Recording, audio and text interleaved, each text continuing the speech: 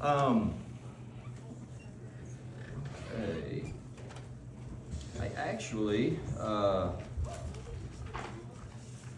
really less of a sermon or anything like that this morning, so much as maybe it's just we had went to a Christmas Rinfest yesterday. Walked around there, it was really cold, so that, and muddy. So it set a real good Christmas theme, and I was like, well, this is Christmas in, I don't know, England or something, because I wore mud boots, and it's good because I trudged through it. But again, though, I mean, I am doing so much better, because we walked around for probably 5 hours, sat down a couple times. And then on the way out, it was just totally subconscious, I don't know, but it was like my body walking out, back to the car, all of a sudden my knees start locking up. And I'm like, oh my goodness. So it was a good day, but I might have pushed it a little too far. Definitely didn't sleep good because, boy, my knees were hurting. But actually, I feel pretty good right now. And so maybe it's that theme. I was in trying to decide what I wanted to talk about. I really just wanted to talk about Christmas. So I'm going to keep it topical. And I'm really not so much a sermon of any type, but I just want to kind of go over why we celebrate Christmas, what it is, and just some, I guess, bullet points of history of it. So, and part of that is, I guess, because I see there being quite a lot of reason for us to celebrate Christmas. But there are kind of a growing number of people, of Christians, who say that they don't think that we should celebrate Christmas. And in that regard, I'm not going to argue against that actually, but I just kind of go in the line of thought that Paul had. Now, he was talking really about the Sabbath for the most part, I think. But in Romans, where he says, one person considers one day more sacred than another. Another considers every day alike. Each of them should be fully convinced in their own mind. So if someone doesn't want to celebrate Christmas, that doesn't bother me. If that's between them and God.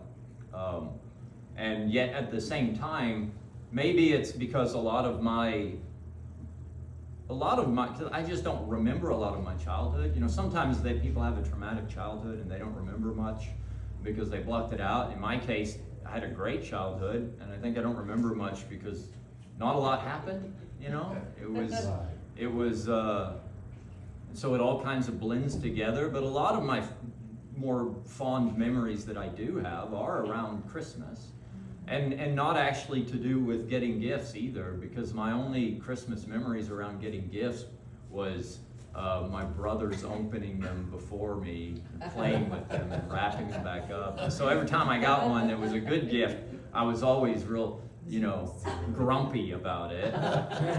And just going and hiding behind the Christmas tree, and it was like a light full of Christmas, cave, and I crawl up behind there, or just, family coming and visiting, and it's snowing out and it's cold and the Christmas decorations are up. So a lot of my fond memories are of that. So I think there's probably a little bit of bias, a little bit of confirmation bias when I look for reasons, I guess, to celebrate. I don't know. But the biggest one to me is that as a Christian, which is, to me, the absolute center of my identity comes from Christ. And so a holiday that celebrates Christ first and foremost, or at least that was intended to. Of course, we all know that it's been hijacked by consumerism and by even secularism, where they want to make money selling gifts, so they want people to celebrate Christmas, definitely. But they don't want to celebrate Christ, so they're like, well, instead we'll talk about the Jolly Red Man and all of this. So I mean, we can recognize that as Christians and see that that's really not ideal, and that is not what Christmas is about. But I do believe that there is plenty to celebrate. And a lot of it, to me, is in the same line as communion. Why do we celebrate communion? First and foremost, at least, is remembrance. Yes. It is to keep that sacrifice, that moment that really changed everything for humanity, because it made a way to get to the Father. And it is to keep that in the foremost of our mind and to remember it. And so to me, Christmas it's a similar thing. We are remembering a moment in time, which is, you could say it was the most impactful event to have ever happened in human history, actually. You would at least argue that it was one of the top three.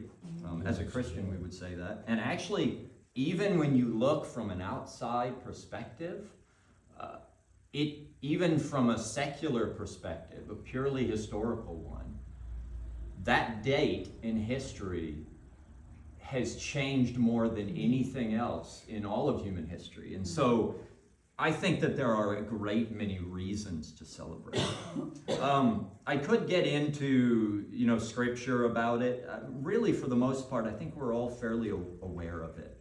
When you look at John, he talks about the incarnation of the Word becoming flesh.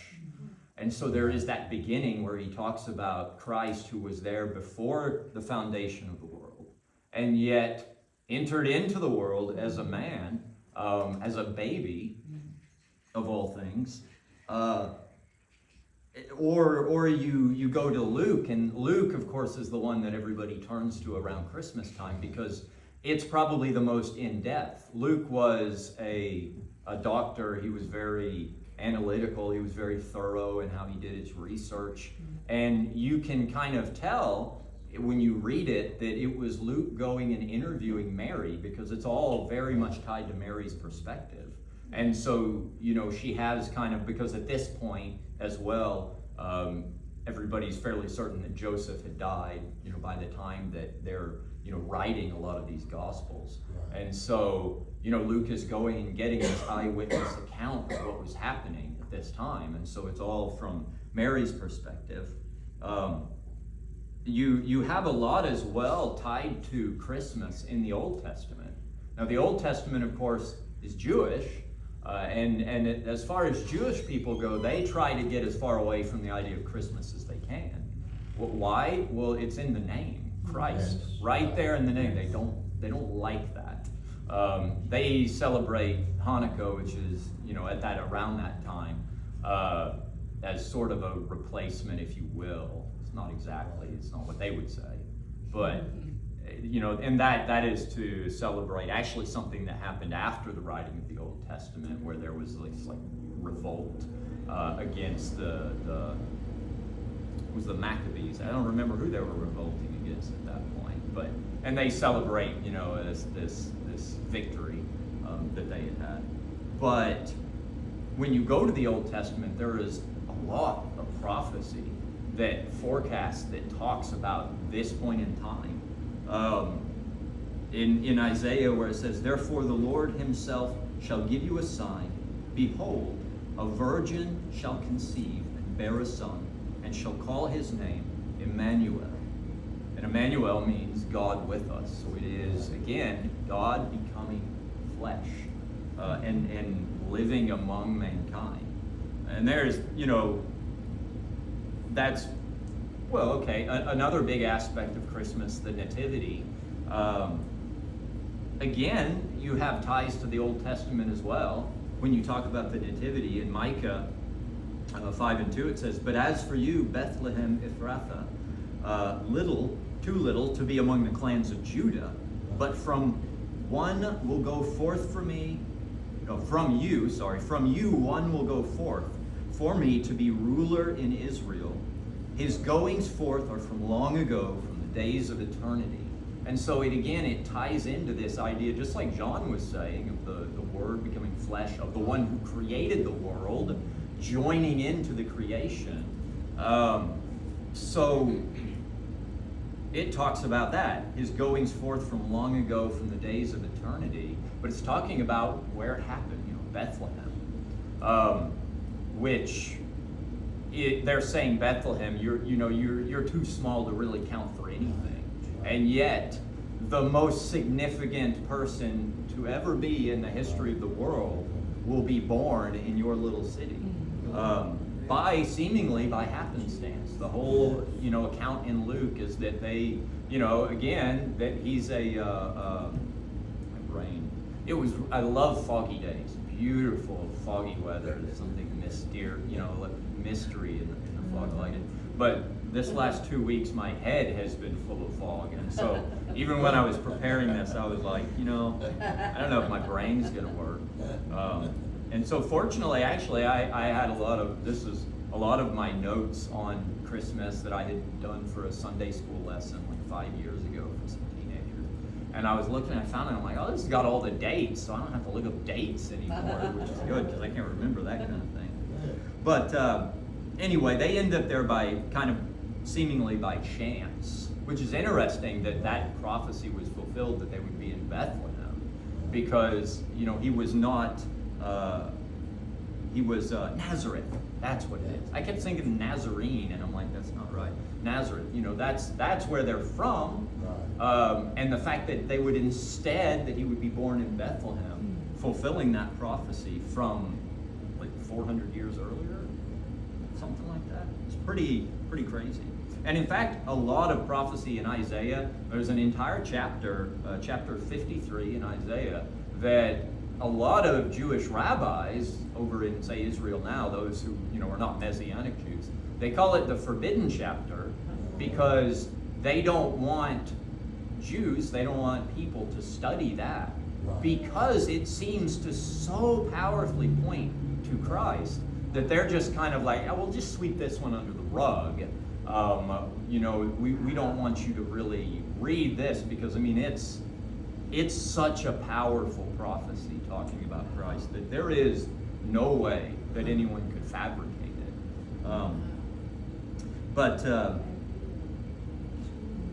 Celebrate Christmas. Why do we? Okay, that's where I was. I got a little distracted. So you could actually say as well that Christmas, one of the things that we celebrate, it is a moment that split time in two, right? When you look at history, you have BC and AD, you have before Christ and AD, Anno Domini, the year of our Lord, essentially. And then now they've more recently changed that. Like Jewish people, they like to go with BCE and CE instead now. And secular people, they're really trying, because they're like, well, yeah, sure, for hundreds and, well, actually, almost a couple thousand years at this point. We've called it BC and AD, but we don't like how that has such a strong Christian, language. And so they're like, well, now we're going to call it BCE, which is before the Common Era, and CE, the Common Era. But even then, you have to ask, what happened at this point in history to divide it between the before the Common Era and the Common Era? And when I read history books now that have BC and CE, it's maybe a little cheeky as a Christian, but I'm just like, before the Christian era and the Christian era, because I'm like, you can do wordplay, but essentially you're still talking about the same thing. You are talking about that moment that God stepped down to earth. He didn't just step down, actually, because sure, God could have just come down to be a fully formed adult. Angels all the time appear as that. But he lowered himself. He became fully flesh and became human. He walked that out. He didn't just show up and abolish sin and death, but he showed us how to live. He taught us. He left all of this rich history. And then he did that final moment that we celebrate in Easter, which a lot of the same people that say we shouldn't celebrate Christmas will also say we shouldn't celebrate Easter. Right. Because they say there's pagan, ties or influence. That's what there's pagan influence in these holidays. They're like, and it's kind of, maybe it's a matter of throwing out the baby with the bathwater. You could go with that analogy. But just to take a few minutes then, I want to talk about the history of it, especially the kids are in here. So kids, listen, this is good.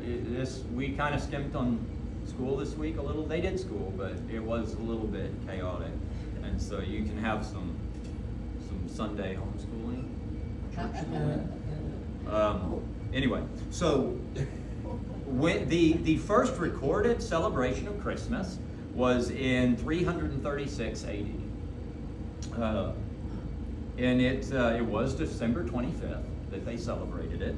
And it essentially was instituted by Constantine.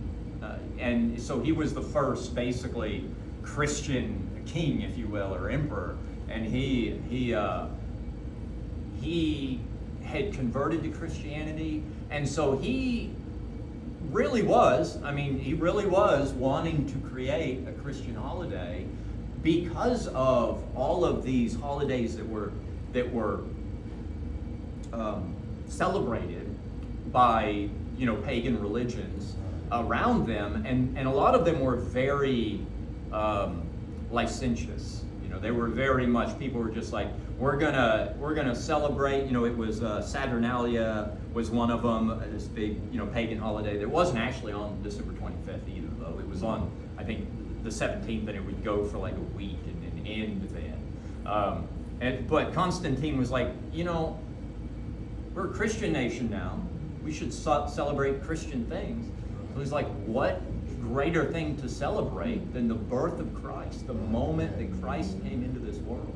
I saw a funny meme online, and it was someone saying, you shouldn't use a Christmas tree because people used to worship the evergreens, they worship the trees, and so they're like, don't use a Christian tree or a Christmas tree because that's pagan.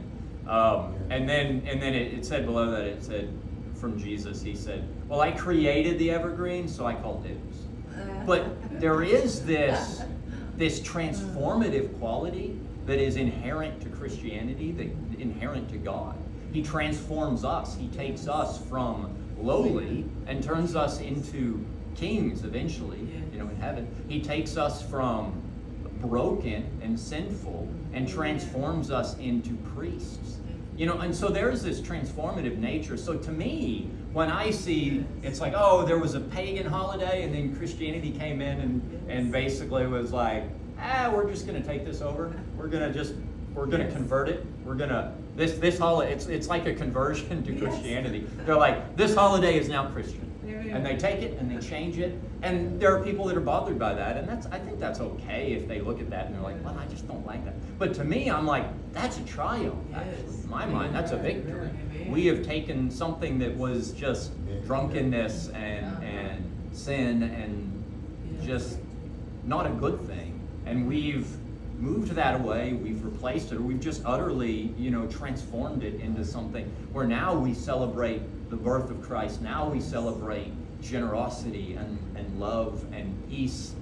Peace on earth to those who, technically isn't peace on earth to all mankind. It says peace on earth to those who, how does that verse go?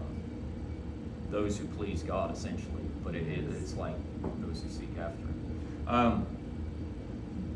Not that that's relevant at the moment. Again, my brain is foggy.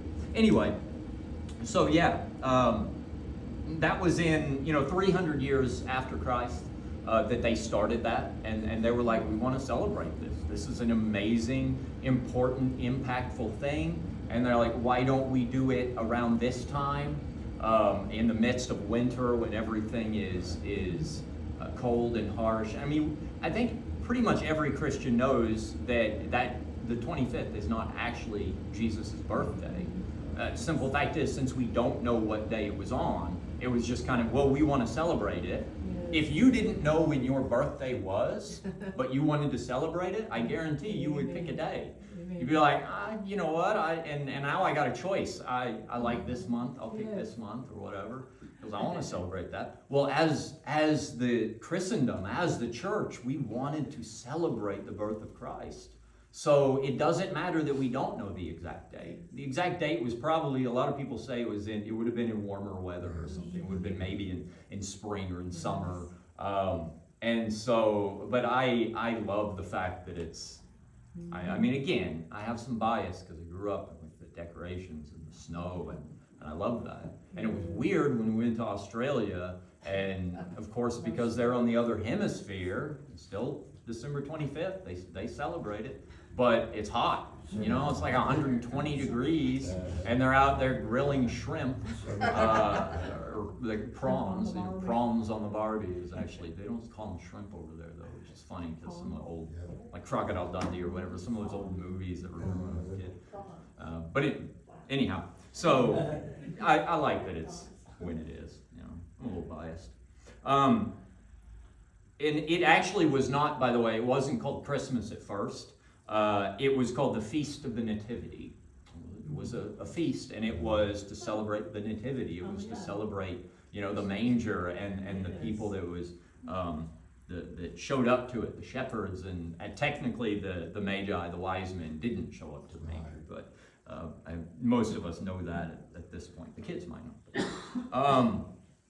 And that was a custom that was spread, I think, to Egypt in about 100 years after that. It had spread from where it was down into Egypt. And then it was spread into England by the end of the 6th century.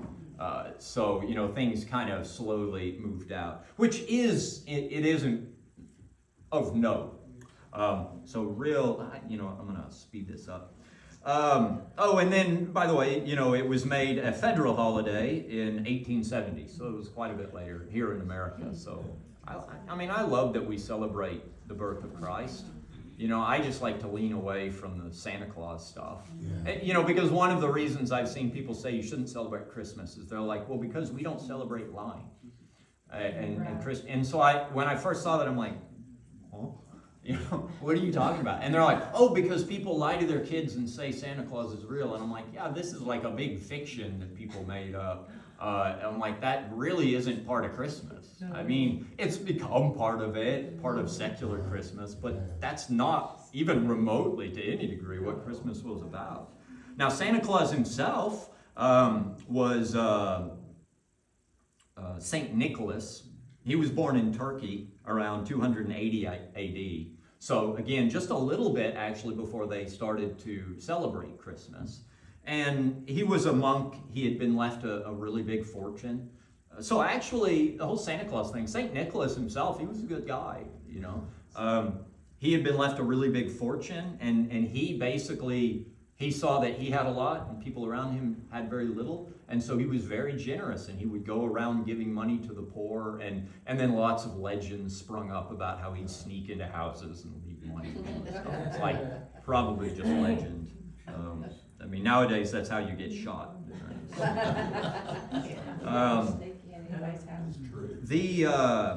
This is interesting. So the honor of trees, or even worship, again, back to the whole evergreen thing, that is a pretty old tradition, right? But it actually wasn't an evergreen. So again, people are like, it's pagan, you shouldn't use evergreen. It was actually an oak tree originally. When you go all the way back, they would worship kind of the oak tree. And they would decorate it, and it was an idea, because it was in the middle of winter. And again, the oak tree doesn't have any leaves, and so it's dead. And so it was this idea that they would decorate it because they were trying to invite spring, essentially, the spirits of nature or spring back in. And so like, we'll decorate it and make it look like it still has leaves. But it wasn't an evergreen based on the way that they would do that and what they would celebrate. It was essentially an oak tree.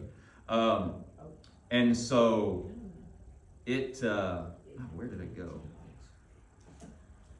I moved it ahead a little bit too much because I wasn't working. The evergreens, that was a result of missionaries, actually, Christian missionaries coming up into there. And they were like, well, you know, around the same time that you guys celebrate this stuff, you know, the Yule log and all these things, you know, we're celebrating the birth of Christ, and they would begin to tell people about it. And that's one of the ways, too. It's not necessarily that Christianity is just like, you know, oh, you have a holiday, it's ours now.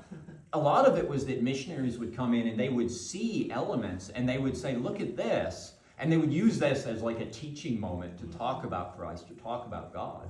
So they were the ones actually that instituted the evergreen. And it was because they were triangularly shaped. And they would say, you know, this is, and they would bring in the idea of the Trinity to them, talking about the Father, the Son, and the Holy Spirit. And so that was actually something of a missionary mindset that brought that about. And the whole putting lights on the trees, actually, it is really interesting, because it was, as far as we know anyway, again, some of this stuff you're going far enough back that you may be getting some legend more than anything. But it was actually Martin Luther, the reformer, who kind of, almost in his case, accidentally brought about the Protestant Reformation. He wanted to reform the church. He didn't really want to split off from the church. But Martin Luther, he had been out. He was out walking at night, praying to God. This is how the legend goes. Whether this is how it happened or not, I don't know.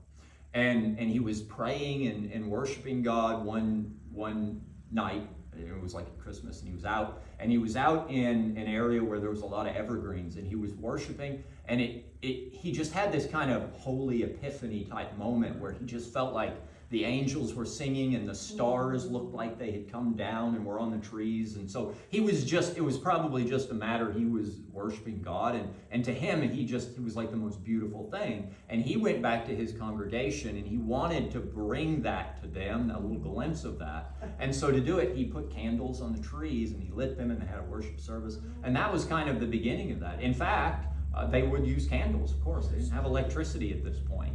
And so there would be like little Timmy or whatever, there'd be one younger kid that would have to sit there by the tree with a bucket of water because they would often catch fire. And so he'd be the guy that would sit there and douse the candles so they didn't burn their house down at Christmas time. Some pretty interesting kind of history or tradition that goes into that. Now back to Santa Claus, because I got distracted on that. He ended up being raised to sainthood through the church, the way that Catholics do, because of his charity. And that's when they started calling him Saint Nicholas. And it's Dutch. Saint Nicholas in Dutch is Santa Claus. And that's kind of how we had this kind of evolution of something that was, part of the church. They're like, oh, he's generous, and they're already giving gifts. By the way, they already were giving gifts for Christmas prior to the idea of Santa Claus. And it was inspired, of course, by the wise men who visited the Nativity. Again, they actually came, it was later. They didn't manage to get there the same night of the Nativity. But the wise men brought gifts, and so there had been a practice of giving gifts around Christmas already prior to that. Because of St. Nicholas's propensity to charity, and that's the reason he was raised to sainthood. That's how he kind of got linked to Christmas anyway, because he gave gifts, they gave gifts at Christmas, and these things kind of got linked up over time. As to why some of the other weird things that happened, well, the naughty and nice list was actually brought about in the Middle Ages, and it was inspired by the book of Revelation, and it was actually talking about Jesus, but that again got co-opted later into the Santa Claus legend. And the reason it did that is because they would talk about in Revelation Jesus riding on a white horse. And so at some point in the Middle Ages, there was a legend started that St. Nicholas was also there riding, by Jesus on a white horse. And that's they had St. Nicholas riding a white horse. But when they moved again, remember, Christmas itself, it took a few hundred years. It was 600 AD before it got up north, right? But then later on, it slowly filtered through all of Europe and Scandinavia and all into Russia. But when it got to some of these northern climates, they didn't have horses. Right. And so they simply changed it because they used reindeer as pack animals and things like that. And that's why you get reindeer in this story, because Santa Claus couldn't ride on a white horse up there because it's too cold. So now he's riding on a reindeer. And so you get all of these weird little permutations or minor evolutions of the story throughout time. Pretty wild ones. And it actually, interestingly, 'twas the night before Christmas. Is everybody aware of that poem? And not was stirring, not even a mouse, so on. That was written by an Episcopal minister, Clement Clark Moore, in 1822. And it was a Christmas poem. But again, he was a minister, but he was kind of, he's the one talking about Santa Claus coming and visiting in that poem and everything. But he was just kind of doing it for fun, really, at that point. And it morphed into, it was actually that story, that poem, is what then inspired the imagery of Santa Claus in the 1900s, which was actually 1931, and it was by Coca-Cola, Coke. They're the ones who made Santa fat and a beaten coat and the red coat. And it was just an advertising campaign. So again, that was consumerism, you know, pushed into Christmas. So, I mean, we already know that the reason for Christmas is, of course, Christ. We're aware of that as Christians. Of course, I think it's natural and good for us to push back against some of that consumerism, to focus on the parts of it that really matter.